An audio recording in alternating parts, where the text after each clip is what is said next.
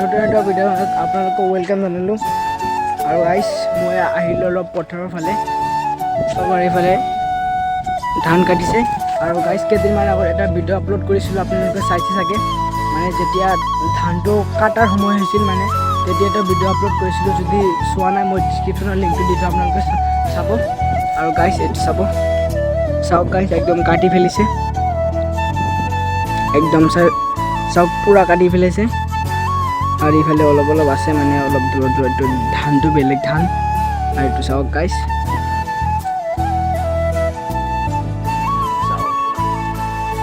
চাওক এতিয়া বেছি ভাল লগা নাই গাইছ। যেতিয়া অলপ সৰু সৰু আছিল ধানগিলা তেতিয়া পূৰা ভাল লাগিছে। মই সেইটো ভিডিঅ' বনাইছোঁ, আপোনালোকে চাই যাব, চেনেলত ভিজিট কৰি ল'ব, তাৰপিছত চাই যাব।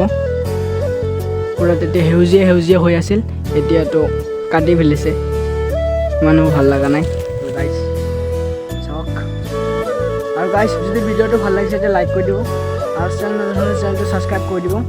আৰু গাইছ আৰু ভাল ভাল ভিডিঅ' দিবলৈ মই চেষ্টা কৰি আছোঁ। এইটো ইমান ভাল হোৱা নাই, তথাপিও আপলোড কৰি দিলোঁ। আৰু নেক্সট ভাল চাই ব্লগ এটা আপলোড কৰিম, আপোনালোকে চাব। আৰু চেনেলটো ছাবস্ক্ৰাইব কৰি দিব।